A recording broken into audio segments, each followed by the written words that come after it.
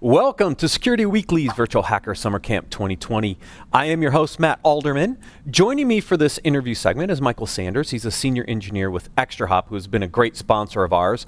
Michael, welcome to Security Weekly.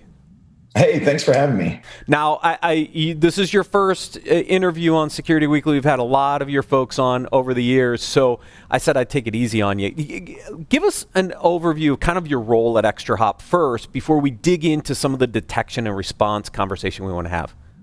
Yeah, absolutely. So, and I'm actually newer on my particular team, but I'm on our specific cloud and security overlay team. So I work with a number of guys, and one of our guys actually had to bail on you at the last second. And so they were like, hey, send the new guy. There you go. Yeah, it was probably Matt Cawthorn or somebody like that. I mean, Matt's been on multiple times, so we'll dig on him later. So we want to talk detection and response. And what we want to start to talk about, I think, is kind of what's the latest trends when we think about what's happening with telework, right? We've seen a massive amount of move from people on-prem, where you used to be able to monitor east-west traffic on your network. Now they're at home, they're remote. What's changed when it comes to detecting and responding to incidents when we've got a bunch of remote workers hanging around? So when we start talking about detection and response, and we use, this post-compromised world is what we kind of consider everything. The biggest difference is, like you said, where they're coming from and how they're accessing. Now then, what happens and the vectors of attack and how lateral movement works hasn't really changed. So with regards to the actual detection capabilities, it's the same, but being able to understand is what gets really, really important. And that's one of the things that we've really focused on, is being able to tell what that outside person looks like outside, what they look like on the inside as they're doing their work. So we actually do some stitching across to make sure that we know who's who in those dynamic environments. Now, when you say stitching, I assume you're talking about some NetFlow data, maybe some log data. What are you using to actually stitch together that picture to say, this is what a remote user looks like when he's at home, and this is what that remote user looks like when he's connected to the VPN or interacting with a cloud service or something like that? Can you explain kind of what you're doing there? Yeah, so actually it's magic sauce. And so this is just our capability to understand. And what we can do is, as folks come in through like a VPN concentrator or something along those lines, whether it's your firewall or whether it's a concentrator, we can actually see that outside connection and we can match it to the inside connection. And so that gives us the ability to, even though it's a totally encrypted session outside, we know who it is, where they're coming from, and we can identify them based off of credentials or logins or whatever. And then on that DHCP pool on the inside, we know who they are, so we can see what they're doing on the inside with regards to that lateral movement. And this gets real important when you start talking about this quick move to remote work and work from home, where a lot of folks didn't have the capacity. So they've been turning on split tunneling so that they're not bogged down with traffic. You've got people using home computers logging in for the first time ever. So there's just a lot of gray area that we all jumped into because of this force to move home. Yeah. Now, can you tell the difference?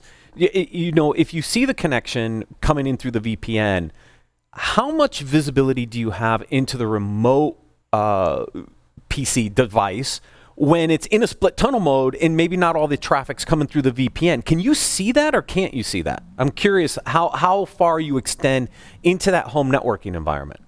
So, and this brings up a very valid point about the concerns that everybody should be having today. And that's because depending on how you configure a lot of these different services is what is going to give that visibility. And so that's where a lot of legacy products are really falling down and can't see a lot of things.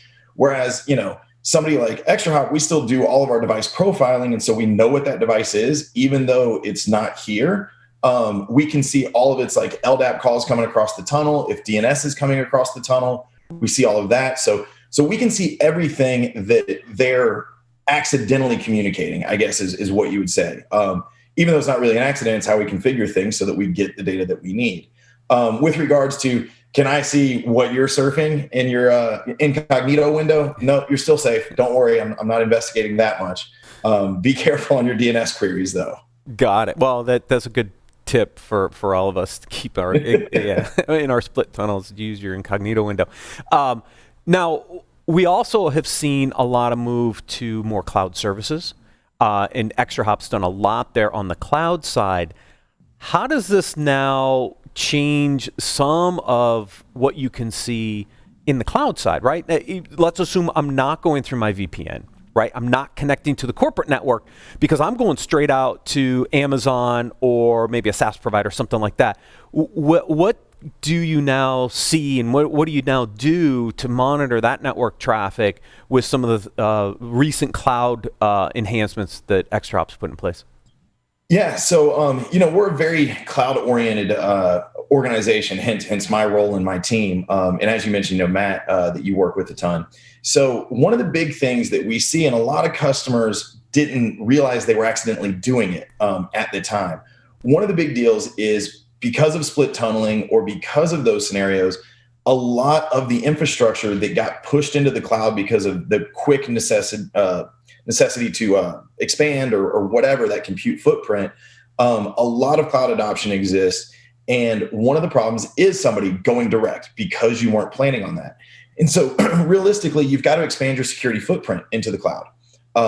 When we talk about cloud security, a lot of organizations are lagging in their cloud security versus their data center. And you really have to take that hybrid approach. It is just necessary. Yeah, and I think what you guys have done is interesting, is where you can now sit in those cloud environments and actually pull those packets in, because it's providing a level of visibility you may not have had before, especially if you're not forcing those remote workers through a VPN. Absolutely. And that is one of the beauties of all of the cloud providers have recognized that deep packet analysis and being able to look at actual network traffic is very, very important. And they've all committed to try to support that. AWS is kind of the front runner right now with their VPC traffic mirroring. Google's doing a really good job. Microsoft came out early out of the gate. They've had a hiccup. They're back into beta, I think. So they're trying to work with that. But of course, we've been in there long before any of the cloud providers started giving us packets, and we were using our own techniques or other methods to be able to get that deep wired data that really is that truth, right? So that part of the puzzle that can't be messed with is the network data. And that's how we understand so much stuff and can see so much stuff. Yeah, so now you've extended visibility for some of these folks. If they're using cloud services or coming through the VPN, you have a lot more visibility capabilities now than maybe most organizations potentially would have had in place before. How does that now improve incident response and the ability to mitigate potential issues, right? You've got the visibility. Now, how do you stitch all this together from an ExtraHop perspective to make it really easy for a SOC team that might also now be remote, by the way, right? Because they may not be sitting in their security operations center. How do you make it easy for them to look for these potential attacks and threats so that they can respond quickly to prevent some sort of breach in data? Yeah, and this goes back to that concept of 100% visibility is what you really need to be able to respond to a threat. So when we talk about an incident switching to a breach or whatever the case may be, and us detecting this post-compromised scenario, remember, nothing's changed in the last 30 years in internet security. You pop a box, you get some credentials, you do some lateral movement, data staging, and exfiltration, right? So that initial incident is very, very hard in a modern environment to protect against. We all kind of account for the fact that we know a compromise is going to happen or an incident's going to happen. Keeping it from getting to that breach is what you're talking about here. Getting that detection, being able to respond to that. And it requires that 100% visibility. Whether it's, that remote worker coming into the data center for credential access, or you're hitting into that cloud, being able to see all of that, gathering that data, and being able to see those stages of the attack, those steps of the attack, and keeping it from becoming a breach is what really, really matters. And again, it's just that 100% visibility, whether it's us or whether it's all your other tools. You've got to kind of get your hands around all of it in order to be able to know what you're looking for, be able to see it, and then be able to respond to it after that initial compromise. Yeah, because I might get the home PC, I get on it, I get on the VPN, I get into the data center. Now I have to make sure that any potential lateral movement compromise, any data exfiltration that might be happening in the data center and or the cloud now, right? Because we were talking about the cloud capabilities. That's where having that visibility is you might have gotten popped, but maybe the full breach hasn't happened yet because the data exfiltration phase hasn't happened. And that's where the visibility at this network traffic layer, both at the data center and the cloud, is really where the advantage for what ExtraHop's doing is. Is that right? 100%. I mean, that's a huge advantage for us. And I mean, we want to talk about us. We can do that all day long. But I think as security professionals as a whole, we're going to see so many more incidents this year because of opening that front door much bigger with those home PCs coming to the data center, people being able to access the cloud. We're definitely opening that front door much larger. So we are going to see more incidents. We're going to see more shots on goal. The issue is, as a security professional, we have to stop the breach from happening. So paying attention to that lateral movement is going to be critical. Yeah. And so are you seeing the attacks change, or are you just seeing more of specific types of attacks now trying to get in now that I've extended the perimeter basically to the house? I think what we're seeing is some new stuff. A lot of it is still tried and true methods. And, it comes back to that initial exploit or that initial vulnerability. We can't necessarily put endpoints on every single one of our workers' home PCs. That's a tremendous undertaking, making sure it's updated, things of that nature. So just going ahead and assuming that compromise is going to happen. Again, this is that whole post-compromise concept that we're kind of focused on. We got to assume that that's going to happen. And it's going to come across the wire somehow, some way. And most likely it's coming across the wire encrypted, right? Because they already have that foothold. So being able to get that complete visibility, which is something that we can do with our decryption capabilities. And, even if it's TLS 1.3, we can still take a peek inside that packet and be able to see that next step, right? The credential harvesting, the privilege escalation, that lateral movement to hit into to where the data is, the keys to the kingdom, and see that data staging. So being able to catch all that before the exfil is what really, truly we've got to focus on this year, and we've got to get better at it. Yeah, I mean, now the endpoint vendors would say, no, put endpoints on all those home PCs. Absolutely. They want that, right? I mean, to be honest. But to do that logistically is probably pretty tough. I mean, because in most cases, it might not even be a corporate-owned device. It could be, somebody's personal device that's now being used for these connections. And so it could be very difficult to get an endpoint visibility on that device. And so the next thing you have to rely on is network traffic. Do you, because again, you're going to see DNS requests, other requests, command and control traffic. I mean, those are all your typical signs that you're looking for when it comes to this kind of exfiltration, right? Yeah, absolutely. I mean, we've taken BYOD to the next level this year, right? Just as you pointed out, we have no idea what devices anybody's connecting from anymore. And so the big thing is exactly what you said. Once things start to happen, once those Kerberos connections start getting made, LDAP, like all of that credential harvesting, trying to bounce to the next one. We're even still, we still got patch the hasses happening. I mean, like, nothing's really changed from the technique and behavior aspect. Yes, individual exploits or whatever have changed, individual vulnerabilities change, but the behavior never changes. And so that's where the behavioral analysis, some of the machine learning stuff that we do is where that bread and butter is, right? Being able to figure out what's different and how they're reacting. That's where we pick up all of that great detection capability. And then you can deep dive into it for the response side. Yeah, same attacks, probably just a little more in volume right now. Much more volume. We're seeing just tons and tons of stuff hitting. RDP ports are just getting absolutely swamped from an external perspective. With regards to a lot of these new attacks that we're seeing, DNS stuff is getting really, really sketchy because of folks that are trying to redirect, the endpoint away from the corporate, security tools and aspects and trying to move that. So, I mean, there's just a lot of weirdness that's happening right now. But the one thing that we can control is where that data sits, right? That data is sitting on a server in your data center or in the cloud, your virtual data center. And so being able to get that complete visibility and protect that data is kind of the new name of the game. Yeah.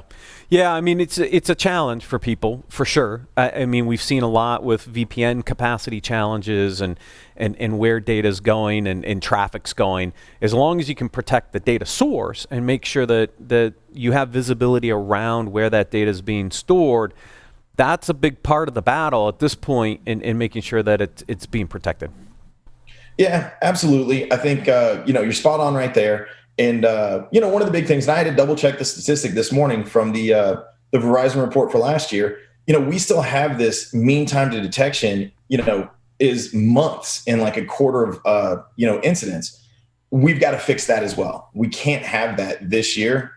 Given the high number of incidents we're going to see, we can't let it just simmer, right? We've got to go ahead and stop it. We've got to detect it. We've got to remediate this so that we don't start having massive breaches. Yeah, we were looking at an article yesterday on that point that even with ML, the average was still like 197 days to detect. I'm like, isn't that like the average with just regular humans in the mix? I mean, so what improved? Exactly. So that is a weird thing. And one of the things that we pride ourselves on is making sure that when we tell you need to look at something, you actually need to look at it. The high rate of the alert cannon concept of just like, hey, this signature pop, this signature pop, this signature pop. Well, it's a false positive. Well, that doesn't help us as security professionals. There's just too much to investigate. So making sure that the quality of alerting is what matters. And I think that was what really helps a lot of our customers is being able to guarantee that if we tell them it's a problem, it's a problem. And so that helps get focused and try to, take care of the stuff that's important so it doesn't just sit there and go by the wayside. Yeah. And with the SOC team probably being a little bit remote, giving them specific alerts that are actionable that they can focus on and they don't have to worry about the false positives is probably a net positive at the end of the day, because it's going to be hard enough to do their job, especially if they're in a remote capacity. I mean, it was hard enough in a SOC. How many times have you walked into a SOC and somebody is, playing Call of Duty or watching TV? If that problem existed in the SOC, imagine it when these folks are sitting at home. Yeah. Getting folks to get laser focused on those really important security incidents, being able to have a nice way to investigate, and then, that last step of the response, whether it's locking down a host, blocking somebody off the corporate VPN, figuring out that remediation step is very, very important. Yeah, agreed. Michael, thank you so much for joining us on Security Weekly. All right, and thanks for taking it easy on me. If anybody wants to learn more about ExtraHop, please visit securityweekly.com/ExtraHop. You can also request a free trial of Reveal X360 by visiting extrahop.com/SWBH. That's Security Weekly Black Hat abbreviation. And with that, we'll take a quick break and then we'll come back with more interviews on Virtual Hacker Summer Camp.